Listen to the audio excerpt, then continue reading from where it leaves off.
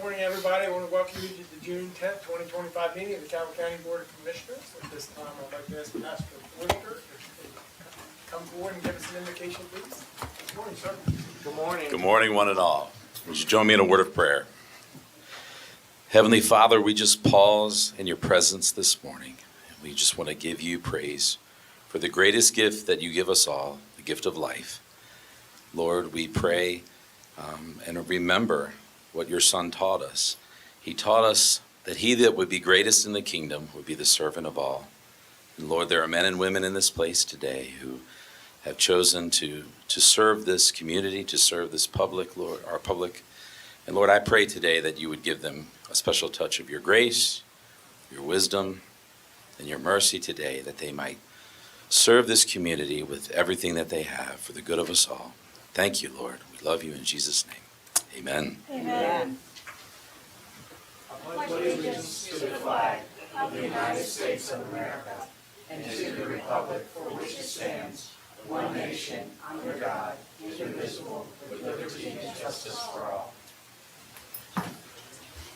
So Pastor Forster comes to us from Life Church in Huntingtown, right there along the road. Yes. Business must be good, because when I go by there on Sunday, there are cars parked everywhere. Business is Causes a little consternation in the community. We're trying to address that, but yes, God's been good to us. I might have got a comment or two, but Oh, we've had a few visits.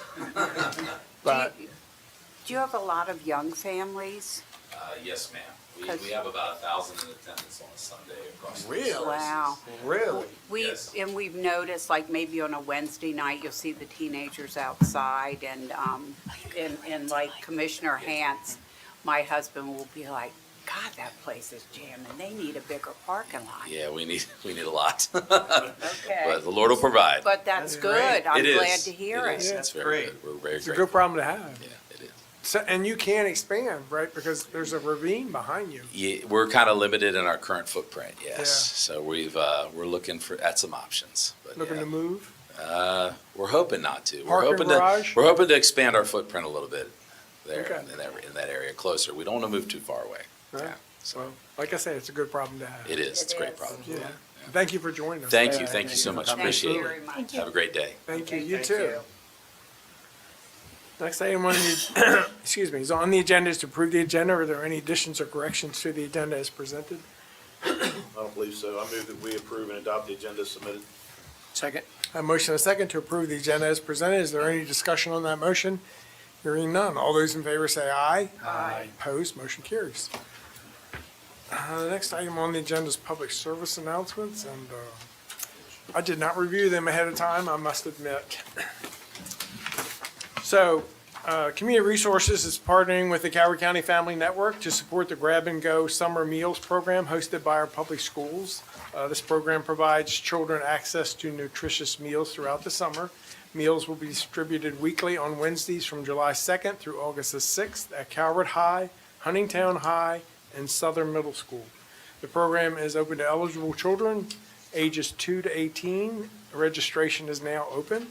To participate, households must contact Calvert County Public Schools Child Nutrition Office at 443-550-8680 to confirm your eligibility and to register.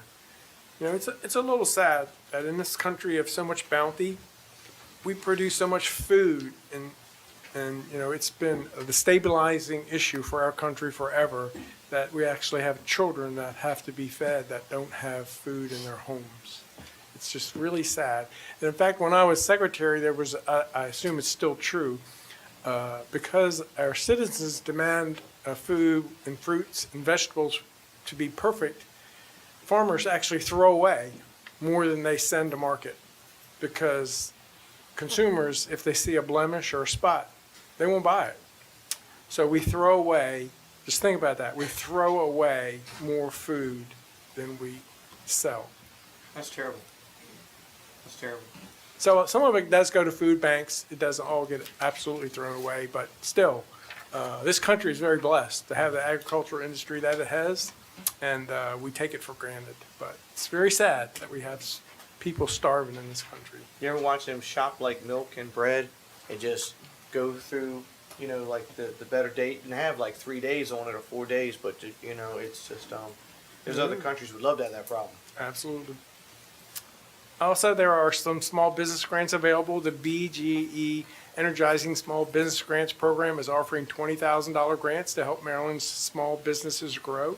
It's open to eligible businesses located in BGE service area. Applications close on June 13th. You can visit choosecalvert.com/business grant opportunities for eligibility details and other funding opportunities that are available. Now, in Calvert County, the BG&E territory, as you know, is just in the northeast corner of the county, and the two beaches and some of Owings and maybe a little bit of Huntingtown.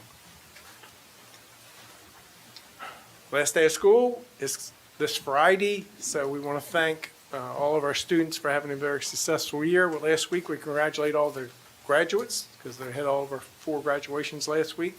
And I want to thank the staff and the faculty and staff for all they do to make our schools as successful as they are.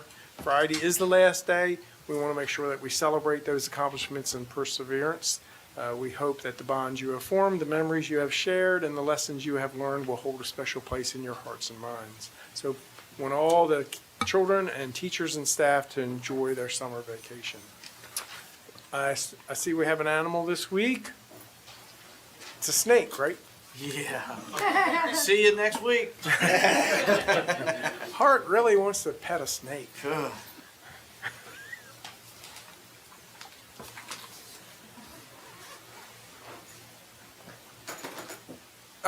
Kitty Look at cat. And you already know how great this shelter is when we're bringing a baby carriage up like that, okay? I mean, Love what, when they get donated. you know, what does that say right there? This here is Clyde. He came to us about 6 weeks ago. He was the owner surrender. The dogs in the home did not care for him very much. Uh-oh. And we estimated him to be about 10 years old. I think they found him as a stray about 3 years ago.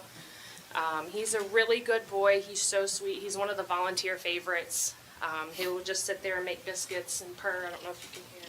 But I can hear he him. is purring away. But I heard something about Clyde. Tell me if it's true. I heard Clyde is a newspaper man at heart.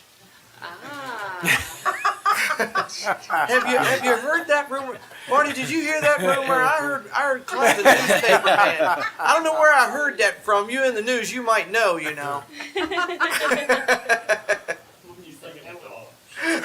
There you go.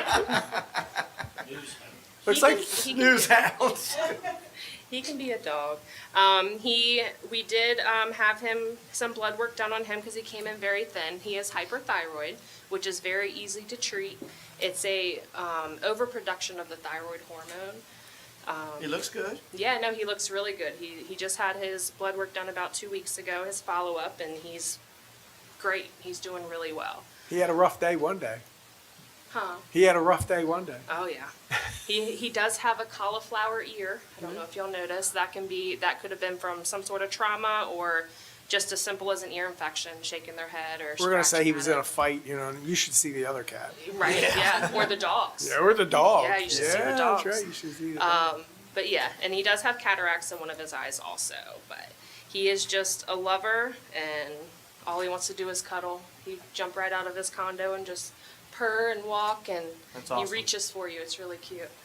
But yeah, so if you're interested in Clyde, he would love to come live in your home. We are open Tuesday through Saturday for adoptions from 10 to 4. And yeah, come on in.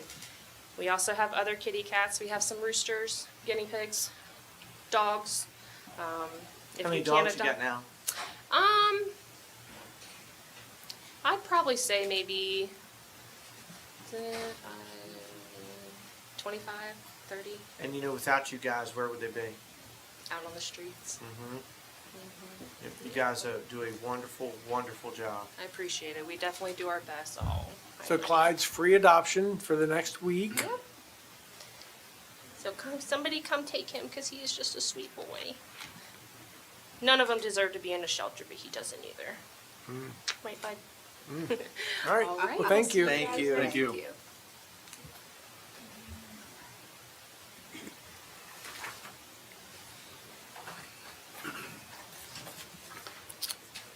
So the next item on the agenda is proclamations. We have two today. The first one is for World Elder Abuse Awareness Day. Commissioner Ireland.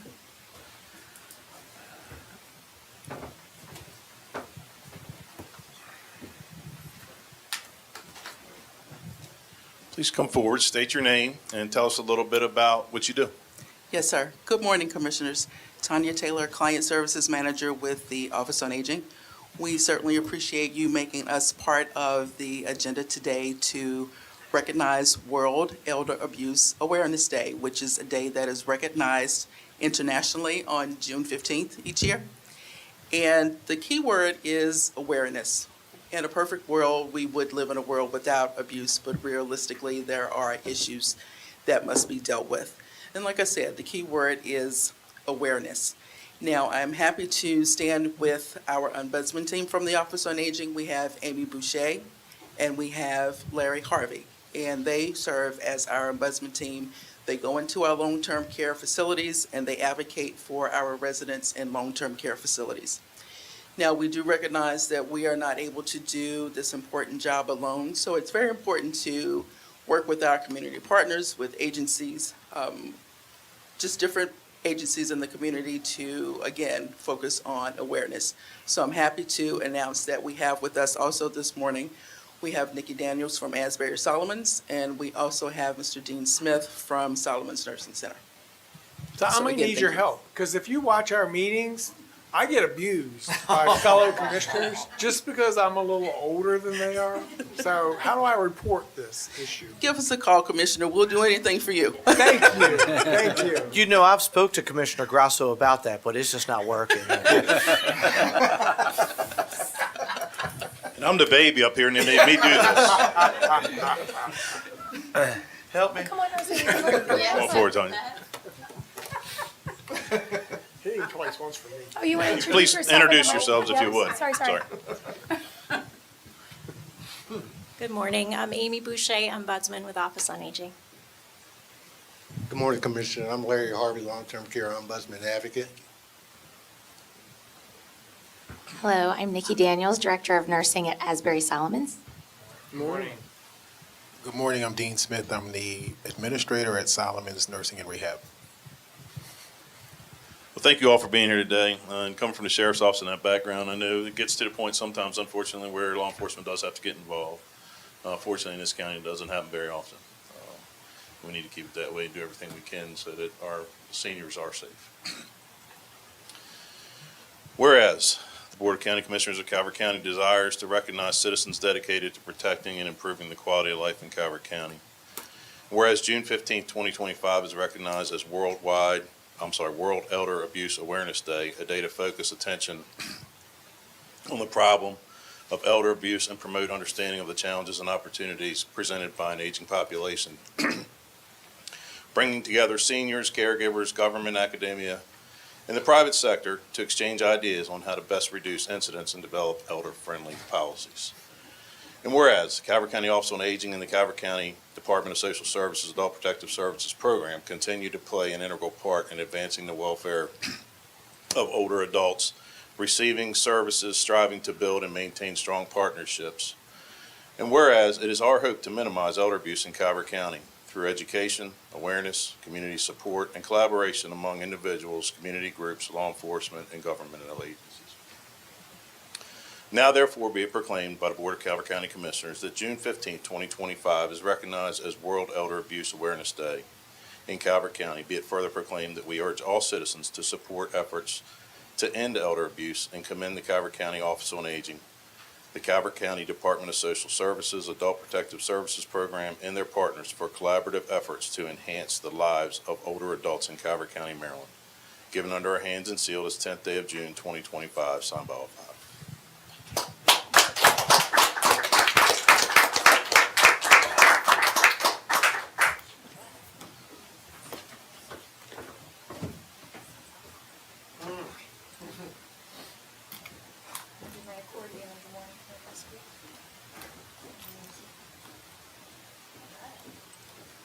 Three, two, one. One more for luck. Thank you so much.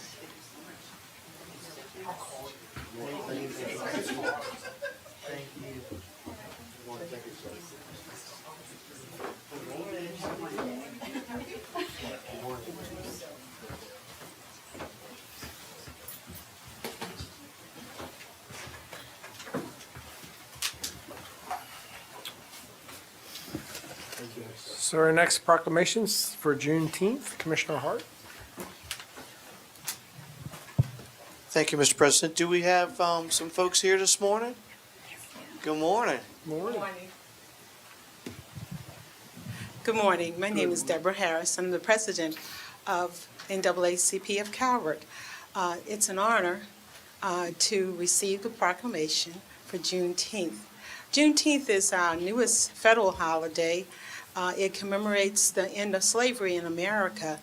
With NAACP Calvert, we've been celebrating the African American community in Calvert, and this will be our 29th year, partnering with Jefferson Patterson Park and Museum. This year, we're going to be celebrating on June 14th. We want to thank our community partners. We have many community organizations that are working along with us. This is a huge event for us, as well as the many sponsors. This year, we have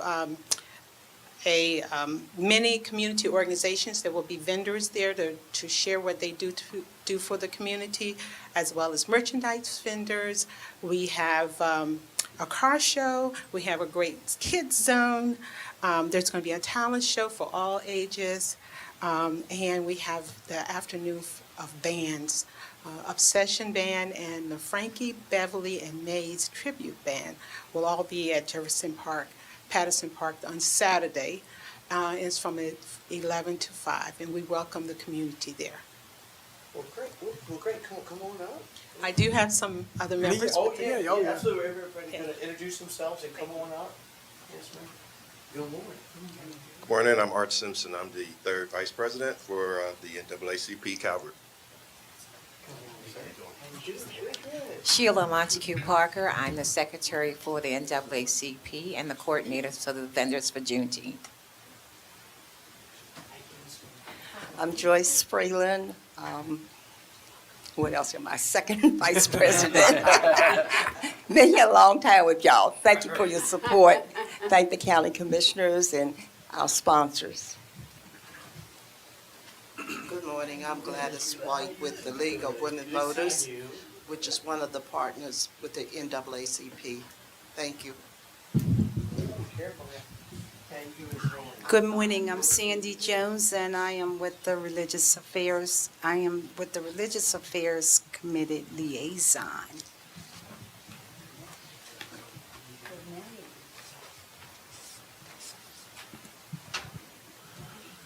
Well, good morning, everybody. And hopefully Saturday we're going to have good weather. Yes. It has been a crazy weather year so far. I didn't know 50-mile-an-hour winds was like normal. You know, there's just going to be 50-mile winds a day. We always have good weather.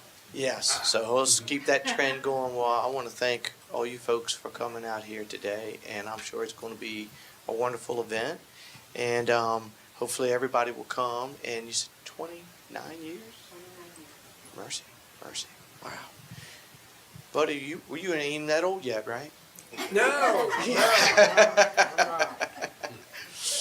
Well, folks, thank you so much for coming out. I want to read this here for you this morning.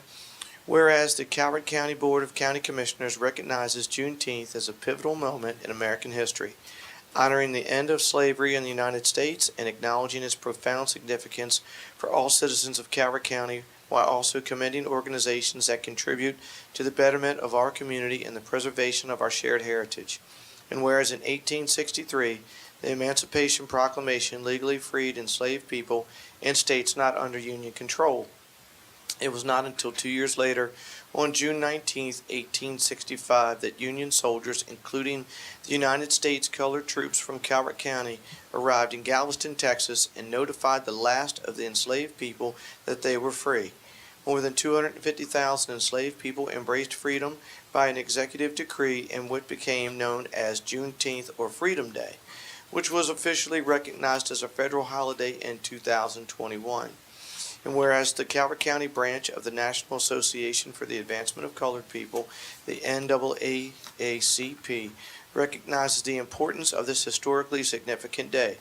Citizens are invited to celebrate at Jefferson Patterson Park Museum on June 14th, 2025 from 11 to 5, featuring a family-friendly activities, food, and music.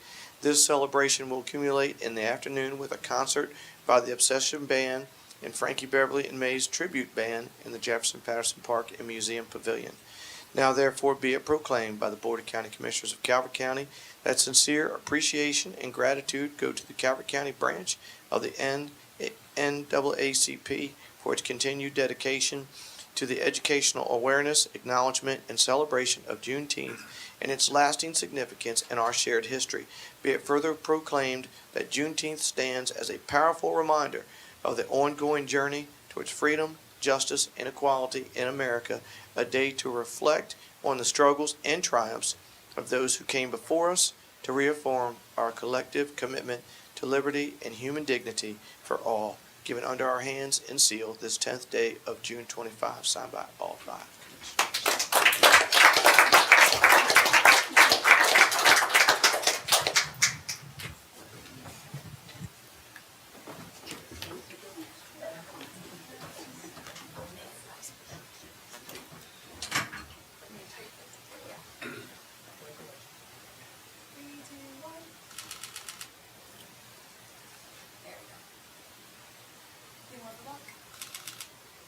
Thanks so much.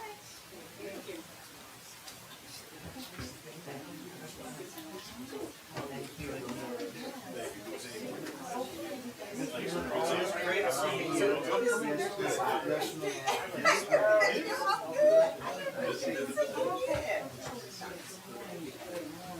Thank you.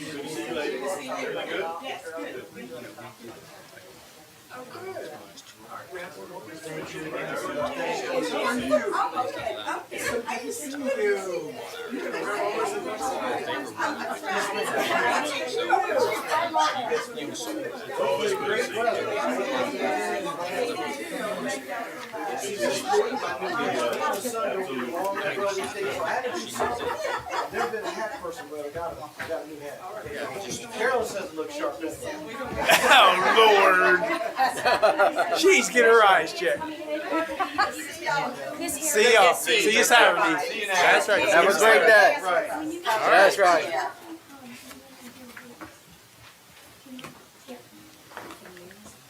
Yep. Thank you. Thank you. Have a wonderful day.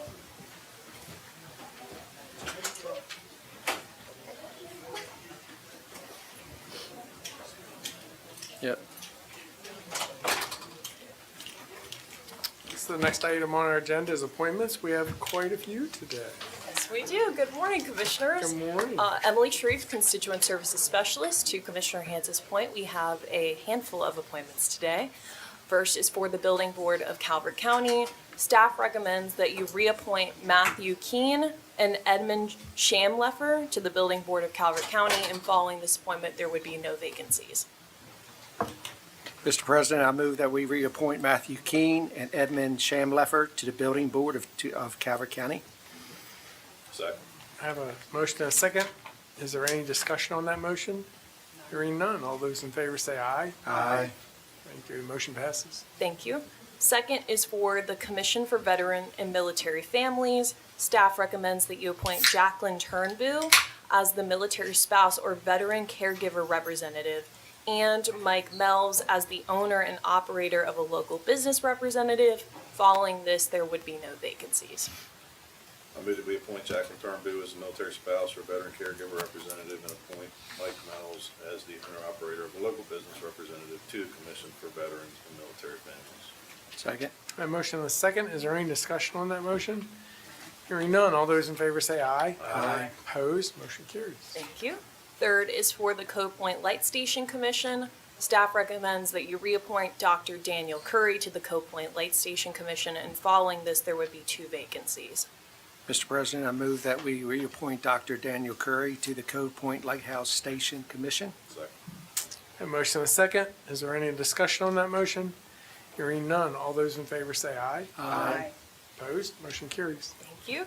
Fourth, staff recommends for the Environmental Commission that you appoint Sarah Shields and Kristen Fuller. Following this action, 4 vacancies would remain. Mr. President, I move that we appoint Sarah Shields and Kristen Fuller to the Environmental Commission. Second. I have a motion and a second. Is there any discussion on that motion? Hearing none, all those in favor say aye. Aye. Opposed? Motion carries. Thank you. Last one is for the Sheriff's Office Pension Plan Board of Trustees. Staff recommends that you appoint Thomas Phelps to this board, and following this, 1 vacancy for a citizen member would remain. Mr. President, I move that we appoint Thomas Phelps to the Sheriff's Office Pension Plan Board of Trustees. Second. I have a motion and a second. Is there any discussion on that motion? Hearing none, all those in favor say aye. Aye. Opposed? Motion carries. Thank you very much. Have a great day. Thank you, Ms. Emily. Thank you. Just take this opportunity to remind everybody, we have lots of vacancies on boards and commissions. They're listed on the website. You can go there and take a peek. And if you have a talent and willing to contribute some time, we'd appreciate your service. Next item on the agenda is consent. We have a couple items under consent today. Item 1, Department of Parks and Recreation Fiscal Year 2026 Program Open Space Annual Program Renewal. Item 2, Calvert County Sheriff's Office State Fiscal Year 2026 Sex Offender Compliance and Enforcement in Maryland Grant Application. Item 3, Department of Planning and Zoning Historic Preservation Tax Credit Program Fiscal Year 2024 Report. Item 4, Department of Community Resources Fiscal Year 2026 Calvert County Office on Aging Area Plan Update. Are there any issues with those items under consent today? Have none, Mr. President. I move that we adopt and approve the consent agenda items. Second. A motion and a second that we adopt those items under consent today. Is there any discussion on that motion? Hearing none, all those in favor say aye. Aye. Opposed, motion carries. Next item on the agenda is old business. Not quite. Mr. County Attorney, we take some public comment? That's your preference? So just for the record, ladies and gentlemen, we have a public hearing. Oh, no, it's not a public hearing. I'm It's old- sorry. This is just old business. I'm sorry, it's just old business. I saw 10:30 and it threw me off. Old business, first, only item under old business debate is Department of Finance and Budget adoption of the fiscal year 2026 operating and capital budget. I'm sorry, I saw that time. They have a time on our schedule and I thought, well, we're not there yet. It's always good to be ahead. Yes, sir. Good morning, Commissioners. Linda Turner, Acting Finance and Budget Director and Deputy County Administrator, with me today. Beth Richmond, Senior Advisor for Department of Finance and Budget. We are here today to present the adoption of the fiscal year FY26 operating and capital budgets. We'll turn it over to Beth to read the memo.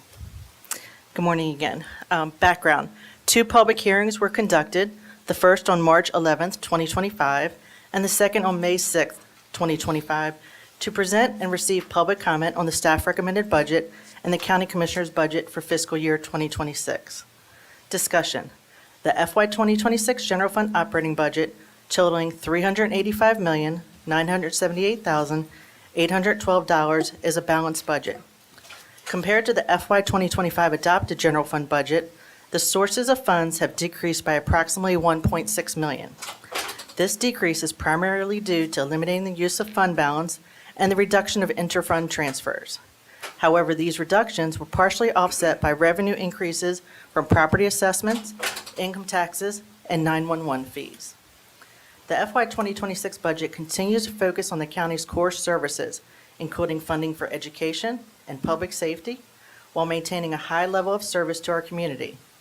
In the FY 2026 budget process, the county continued to deploy various strategies to combat declining revenues and rising operational expenses to provide services. This resulted in lower general fund appropriation than in the prior fiscal year. Funding towards education remains a priority for the county, accounting for approximately 44% of the general fund operating budget.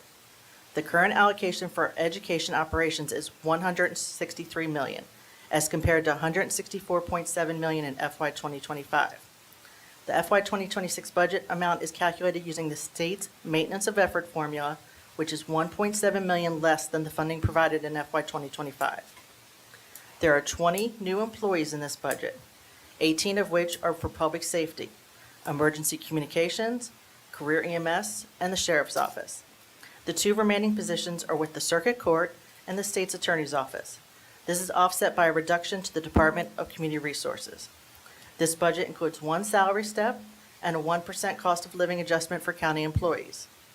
The FY 2026 general fund operating budget has increased by $906,355 since the public hearing held on May 6, 2025.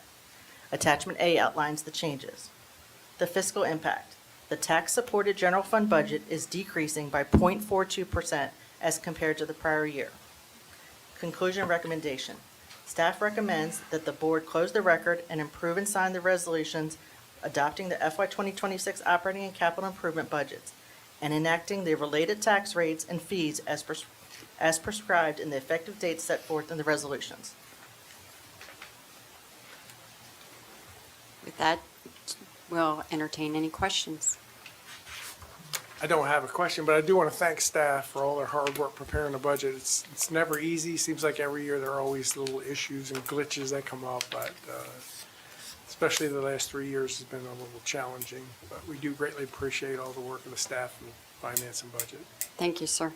Appreciate that. Mr. President, I have a motion today, and I can explain it if I get a second or beforehand. As President Hand said, boy, there's a lot of moving parts this year. More variables than I've ever seen. So I think staff did a fantastic job with trying to manage all of that. I guess this is my 11th one, 10th one, somewhere in there. And had to be the most challenging for staff by far. I mean, we had contracts this year, blueprints thing. I mean, it's been, so I can explain my motion later or previous, however you choose. Get a second. Okay. I want to, I'm okay with the budget, but I want to, with the motion, but I want to change it from a 1% COLA to 2% is my motion. I'll second that. A motion and a second to increase the COLA from 1% to 2%. Is there any discussion on that motion? Yes, sir, Mr. President. So my being with that is, during my second board, at one point, we had to do a 17% increase for staffing across the board because we had got so far behind jurisdictions. It's no secret out there that employers are paying more in the state of Maryland than they ever have, so the competition for employees is getting more and more difficult. I don't want to see us down the road where we're so far behind. I think some of the folks that we have maybe that have been here longer may not be in that category as much as the new employees, but the competition for new staff and to keep the younger staff is getting tougher and tougher when minimum wage is $30,000 anywhere. I mean, it's $15 an hour, and that's and with all the things out there, I just think that we're at a point now where maybe we're okay today, but I don't want to see us be in that same trick bag where now we've got to try to make a large adjustment like that. That was a big hit that year to try to do. So that's my motivation, and that it is tougher as well out there, and it would help benefit the employees. But I think business speaking, I don't want to see us there in the coming years. And if I might add to Commissioner Hart's comments, this has been a drawn-out budget. It has been complicated. We went to a zero-based budget. It was hard for the employees. The employees been dealing with Workday and the issues with that. We've asked employees to do more with less. Our employees are a foundation of this government. We have to look out for our employees. We're looking out for the teachers, the sports staff, and the administrators over on the BOE side, and I struggle, but I think, with cost of living going up And like I said, our employees are our foundation for this government, and they do a lot. They go beyond their duties a lot of times. When, us commissioner makes a phone call at 10 o'clock at night, they're picking up the phone.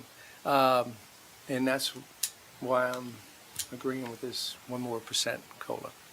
And Mr. President, I'm sorry, I forgot to add, when my first board, obviously, we hadn't settled with Dominion yet, and so we were bleeding $8 million a year, and the board had voted at the time. I had said this many times, I was too afraid to raise taxes. Didn't know the budget nowhere near on that level, but they did by $8 million to offset that. But we still had this big gap. We were so far behind on steps, hadn't done step or COLA in 5 years, and so there was this big catch up then. But at the time, board president had mentioned that previously they had a funding formula for the school system, and it had expired, but we had not been in a position to be able to do that. I would hope in the future, we put in that funding formula and it was really smooth. We were there. Blueprint kind of made that go away because we didn't know what it was going to require. And I would like us to work session, my 20%, I would like us to work session what a potential funding formula would look like in the future so that we're not down to the wire. And then also, too, the sheriff's office has done a phenomenal job. And with our state's attorney, boy, you're reading a report, we talk somebody down from jumping the Solomon's Bridge, and 24 hours later, there's a shooting. I mean, things have changed, folks. It is, a lot of the stuff you see on TV is coming here, and the pressure on them. I think formulating future budgets would probably really need to work session a lot of what do they see coming and the hurdles they're going to have, so that, we're not playing catch up. I guess that's really my thing, is just trying to be proactive in future budgets. Because I don't know, you could probably tell me, Beth, I guess probably close to 60% of our budget is school system and public safety at least, if not more. 44% alone is Board of Ed, so, yeah, So with that amount of money, maybe some of these work sessions throughout the budget process, what are they seeing on their side, and to maybe try to get ahead of it. So I'm sorry, I forgot to put that in there. So as you know, we froze the funding formula. We did not renew the funding formula to school board because of Blueprint. I think that now that we're over most of the hurdle of Blueprint, we can start a discussion about reformulating the formula to get us back on track. So we are working on doing that in the future. So, Madam Director, Deputy, whatever I'm supposed to call you today. Yes, sir. So when you add the 1% COLA and the steps together, what percentage does that come to?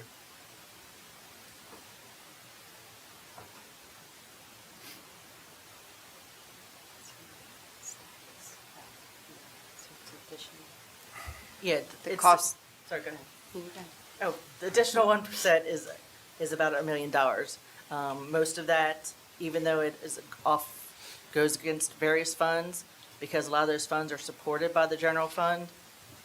Most of the impact, I think, is the general fund. It's out of the 987,000, 895 of that would come from the general fund. No, that wasn't my question. Oh, so sorry. Step. The total. What's the step cost? Step is like, Right here. sorry. I have that. 2.3. Step 2.3 for all funds. And And for then- an employee, what percentage increase is that when they get a 1% COLA and a step? So, I'm sorry, go ahead. The average step would be around 2.5%. So they're getting a 3.5% 3.5%. increase when they get the COLA and a step. If they're Yes, on the lower end, if they're up at step 13, 14, that 2.5% drops dramatically. Because of the salary level. Right. Okay. Thank you. Yes, sir. Any other discussion? I have a comment to make.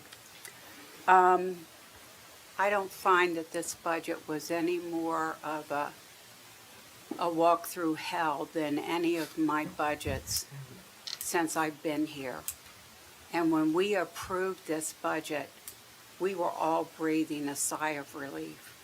because we were able to do for those who really needed it. And we have a lot of angst and anxiety. But when you're working on a budget for several months and all 5 commissioners say 1% COLA and a step increase, and on the day you're approving the budget, you want to change it, I find this to be very unprofessional. I find it to be very chaotic. And we've put so much work into this, and this puts me in a position personally who praises the employees, and we have a great staff. They do wonderful work, and we're always trying to figure out, you know, what we can do. How can we be responsible for the money that our citizens give us? And then if you don't vote for this, it looks like you don't care for the employees. And I think that's wrong. And I think it's real bush league to pull something like this at the last minute. Also, for those of you out there, this is going to make employees who have worked on this budget have to go back and work even more to accommodate an additional $1 million. And where are we going to put it? We don't even have the final budget from the Board of Education. We don't have the health department's budget. What's going to hit us then? That's an unknown. So I tell you, from my point of view, I'm going to have to abstain from this whole budget because I do not like how this is being handled. Thank you. So Lynn, let me respond. I don't recall a vote that gave me an option that said 1%, 2%, 3%. If it happened, then I apologize. But I don't respond. In the past, I Why have didn't said you bring it up back I when we brought it up talked to, about I brought it up it? to the county administrator 2 months ago, And? inquiring about that, okay? And we have had some high-level discussions. I kept waiting for an opportunity to where we would lay this out, and I never saw that opportunity. We had some high-level discussions. I do not recall a time where it said, okay, make this final verdict here, 1%, 2%, 3%. If it happened, and I don't recall, I apologize, okay? But it was not a shot to make it bush league or unprofessional. I think you know I don't take this job that way, okay? I know you don't, but it is unprofessional, and last week we did talk at again, the last minute, a week. I was not here last week. I know you weren't, but you Okay. know we had that discussion. And a week before we're supposed to approve this budget, this comes up.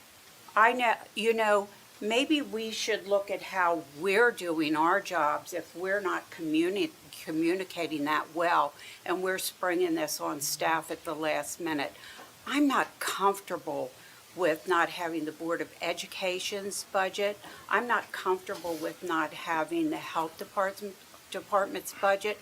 What is going to come up? I mean, we settled this budget. We all had breathing room. We walked out of this room and we said, oh my God, we got it done. And now with unknowns facing us and an additional staff time, no, I find this very unprofessional, and maybe we should look within ourselves if we find ourselves in this position at 0 hour. So I think we have identified some sources for this extra step, this COLA. Chapter 86, we will be receiving some savings throughout the year for that. The pension savings, we'll be seeing $680,000 in savings in that. The health insurance, we will be seeing hopefully a rebate in that. And we have identified a source for this through our revenue expense savings account. Again, unprofessional. This is the first time I'm hearing this, and I'm a county commissioner that represents this county. First time I'm hearing this. My concern on this is that, in looking at our future revenues, folks, they're not going up. We're not having these extra revenues, this is a recurring cost year after year. This isn't just asking for $1 million right now. This is $1 million plus whatever it ends up being indefinitely. I think we need to leave it alone. Our employees, fortunately, and I tell you, we actually discussed early on furloughs and everything else, and we ended up being able to balance the budget and come out with the step and the COLA for our employees. Our employees are very valuable, and thank you for what you've done throughout this whole process as well while I'm speaking. So I don't think that we've ever budgeted an insurance rebate to cover an expense, because it's a projection of what we might get. There's also, there are projections on what the salary savings are going to be from Chapter 86. They haven't been realized at this time. So some of those, we don't know what those are going to be. And Commissioner Hart, I would say we've been working on this budget for 6 months. There's been several work sessions here with us, opportunities to make changes and adjustments. So maybe I just need to interject that then on this, because in the That's- past, That's what they're for. I've been given options towards the end, so they've just been work sessions. I sit and watch, and then in the end say, okay, if we're gonna go down this road,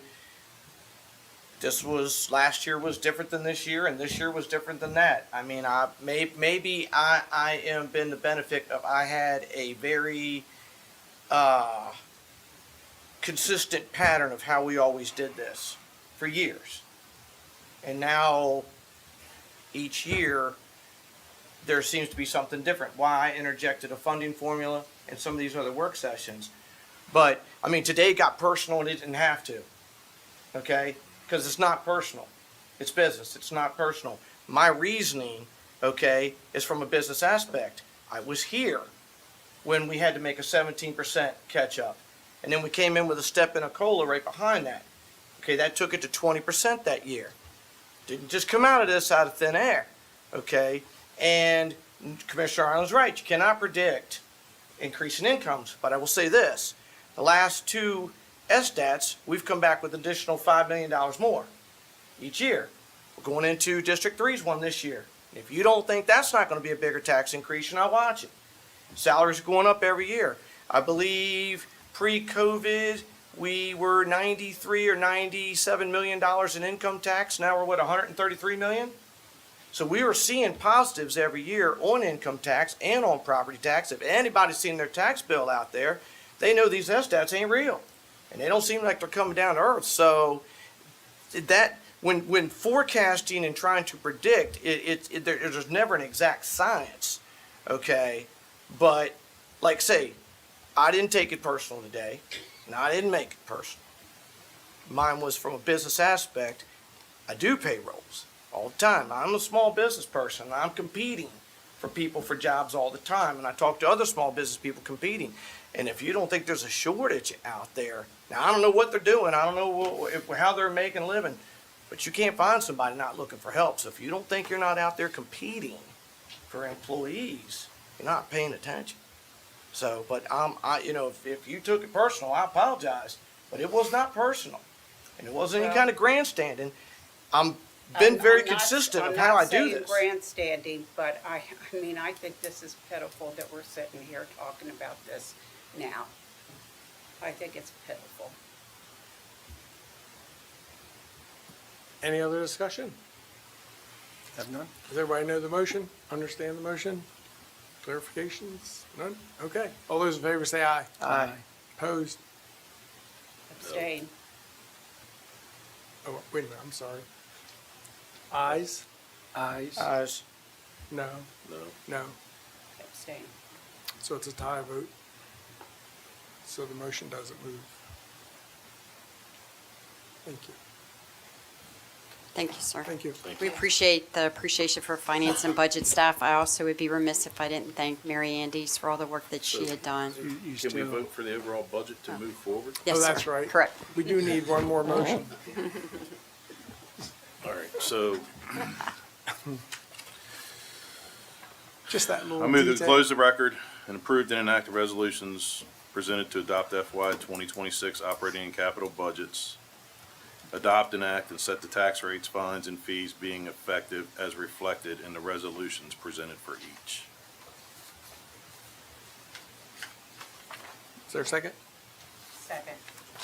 Have a motion and a second. Is there any discussion on that motion? Hearing none, all those in favor say aye. Aye. Opposed? Opposed.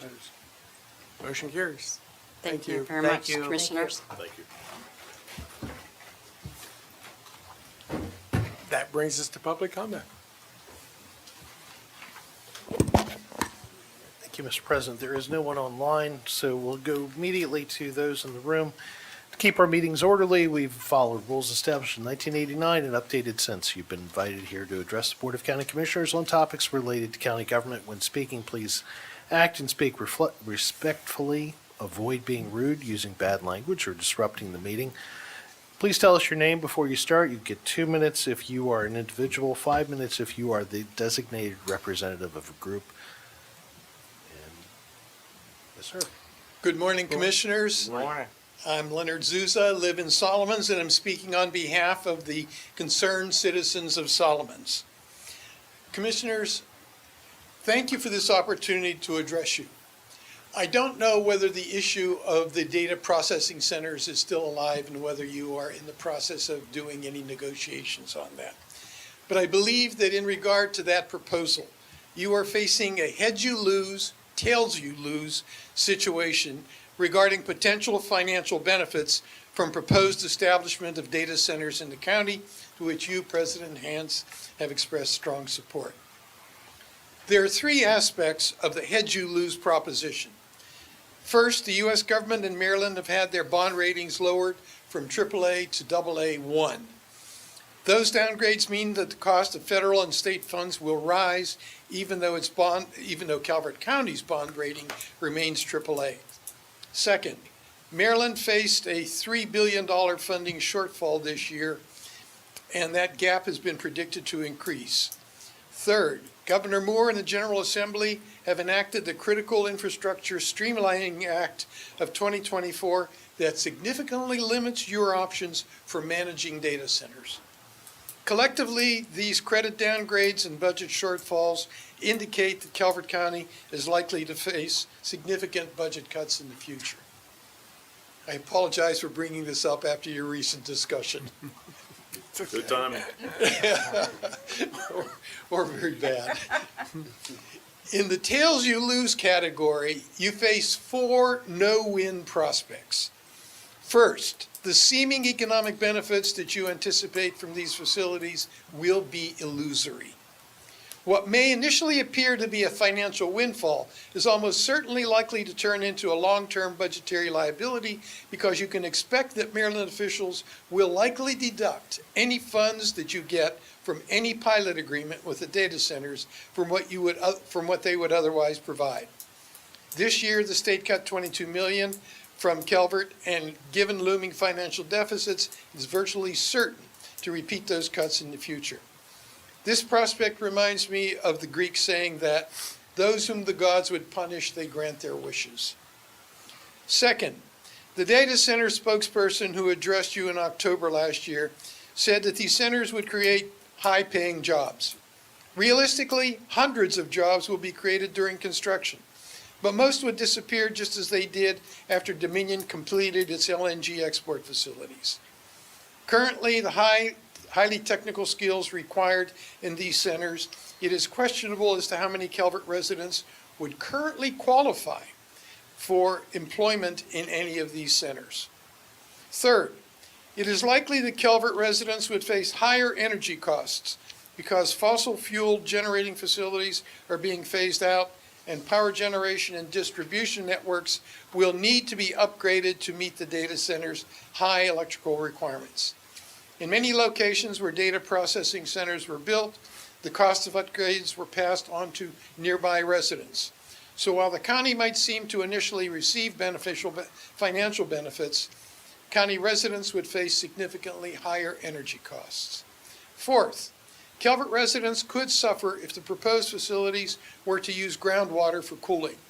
The aquifers that provide water to the three counties of southern Maryland are a finite resource. If we continue to increase the extraction of water from them, these drawdowns could exceed recharge sooner rather than later, and we would face water shortages. However, Should you begin negotiations with data center management, you do have options for reducing the potential harmful impacts of these facilities on county residents. First, require the data center management to identify the technical skills they will need and insist that the data centers fund and support such classes at the College of Southern Maryland so that county residents could qualify for these positions. CSM's mission is to build a strong regional workforce in information technology and cybersecurity. The skills required in the data centers are ones for which CSM could equip county residents. Second, require the data center management identify the increased electrical power and enhancement of distribution networks they will require and insist that they, not county residents, absorb these costs. Third, request data center managers to identify how they propose to cool their facilities. If they intend to use groundwater from local aquifers, insist that they use alternative methods to cool their facilities. Thank you for this opportunity to share my views with you, and I would like to share with you a copy of this that I will provide to Mr. Norris, and he can provide it to you. Thank you. Thank Is you. there anyone- Thank you. Thank you. Anyone else in the room? Yes, sir. And Mr. President, this is the last time we will be using Zoom for public comment. When you return in July, public comment will be in person. Thank you. Thank you. Thank you. That brings us to Commissioner reports. Commissioner Hart? Yes, sir, Mr. President. I went to Patuxent Senior Awards and graduation, and I tell you, folks, if you just watch TV, sometimes you question the youth of America. You know, you look around sometimes, and you know the news loves to show sometimes the bad things. But I tell you, you go down and see these kids, and they are remarkable. The awards, the achievements they get, and not just from their school, I mean from outside organizations, the respect they have, the genuine respect they have for staff and staff back to them, it's really remarkable to watch. And when I was at graduation, Jordan Hayes, she is the class president, she gave one of the best speeches I've ever seen. What a remarkable young lady. It was so heartfelt where she gave credit to her family, mentioned how her brother was her best friend, her thanks to God and her spiritual beliefs. And then I'm sitting there, and actually before that, the Patuxent High School's band does a tribute to all the branches of the military. They played the theme, and each member, so if they're doing, say, Navy, Marines, what have you, they'll have that person, those folks stand out of respect. And I thought, wow, how lucky am I to be sitting here watching the next youth of this county and the next leaders having that much respect for their family, for their school system, staff, and to the military. And just watching that alone, makes you feel good that they'll carry those values on, to have that much respect for themselves and their fellow classmates and all. So that was I've been to a lot of them, and there've been a lot of really good ones, but that was really her speech was great, and I had a chance to tell her afterwards. I thought that was just a remarkable speech. Good. Very good. Commissioner Grasso. Okay, on June 4th, I attended Northern High School graduation, and like Commissioner Hart said, to see what's coming forward from our schools in Calvert County is truly heartwarming.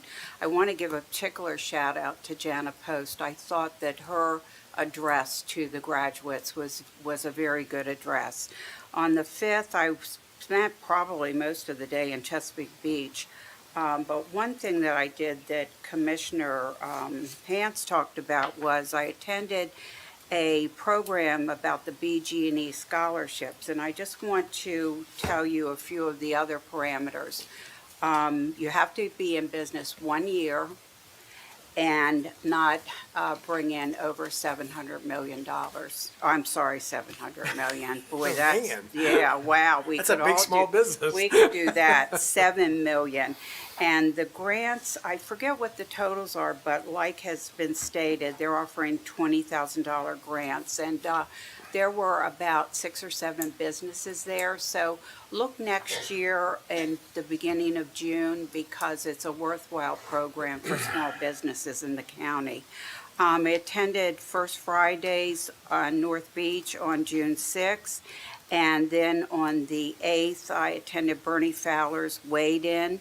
There were 4 generations of Fowlers there, and if that isn't a testament to Bernie Fowler and his wife, that 4 generations are carrying on his legacy. It was very nice, 24 inches last year before they couldn't see their shoes. This year, 48 inches. Also want to give a shout out to one of our employees, Kara Buckmaster. She's Pat Nutter's granddaughter. She received her doctorate. And this coming Saturday, a young lady in the community, and Commissioner Ireland, what is Allie's last name?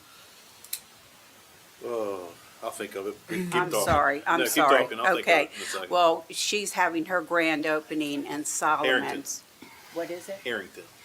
Allison Harrington. She is having her grand opening in Solomon's this coming Saturday, and also, if you can come out, Juneteenth is being celebrated at Jefferson Patterson's Park, and that's all I have. Thank you.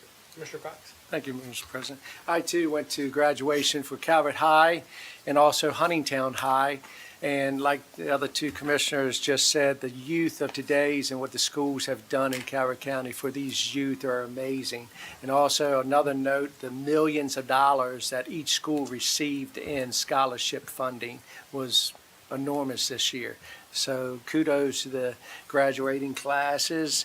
And this weekend's Father's Day, so take a time out, think about your dad, and give your dad some praise. And New underwear, some socks, maybe a belt if it gets crazy. so happy Father's Day to all fathers out there, and hope everybody has a great weekend.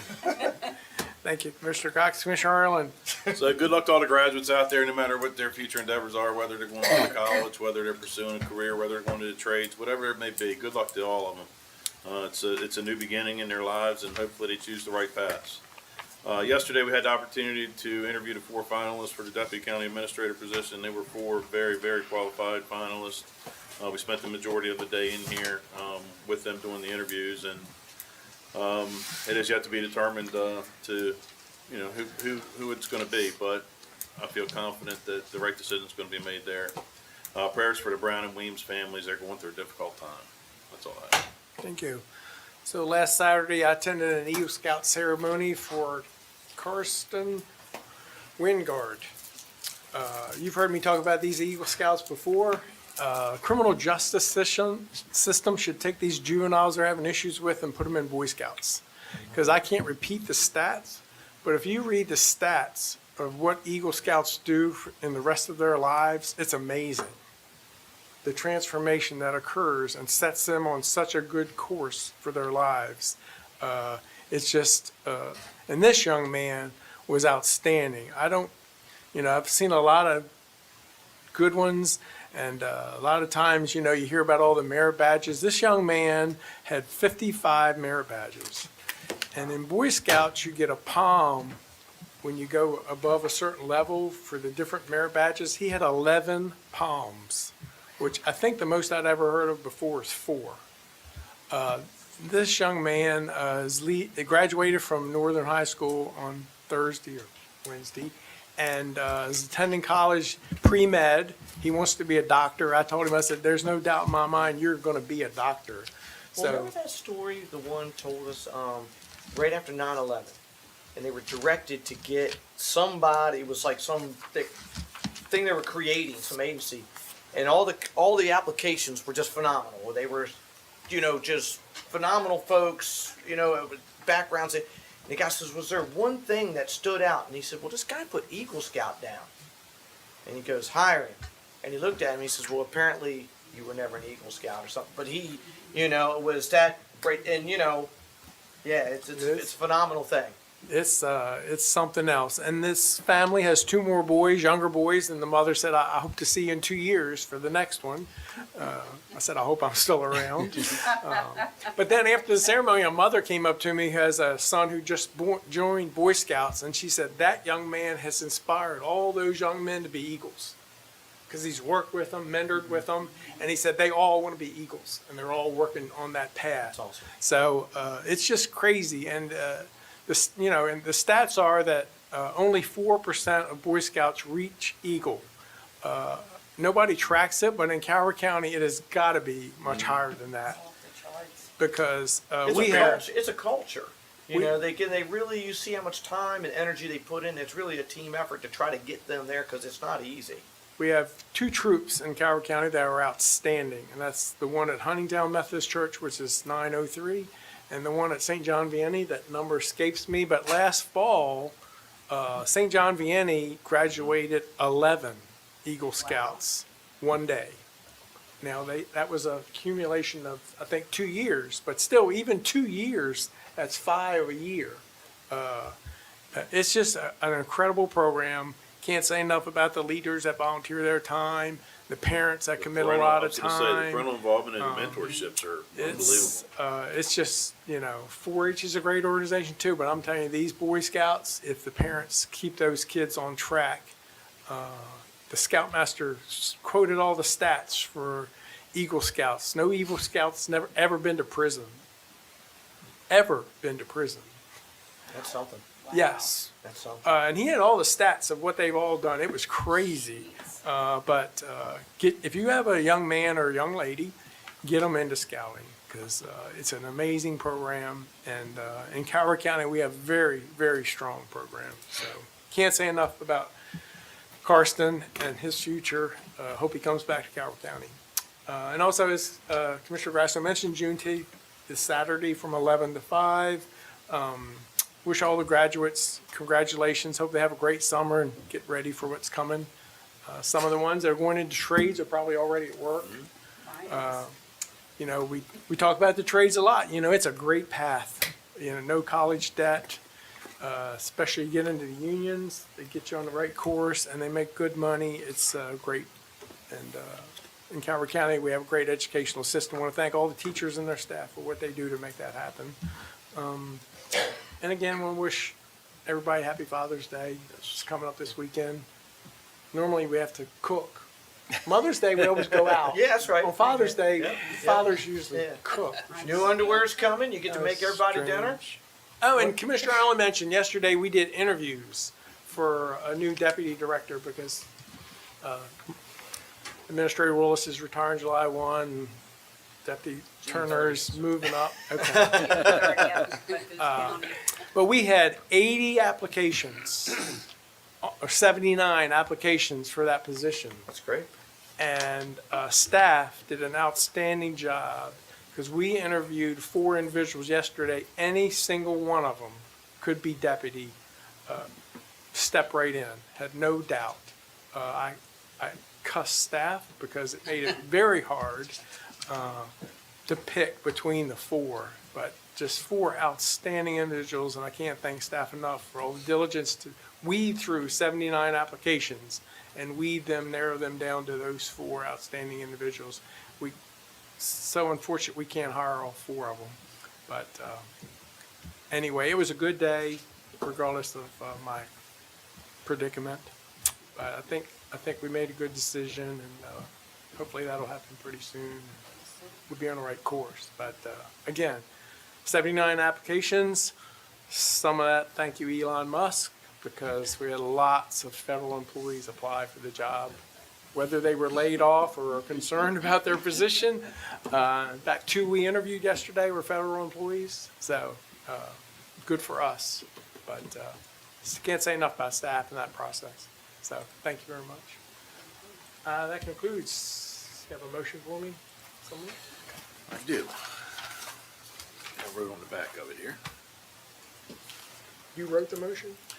No, I wrote on the back of my motion sheet, so I didn't forget to include anything. Could be in I trouble move that now, we recess to executive session pursuant to general provision Article Section 3-305B7 to consult with counsel to obtain legal advice.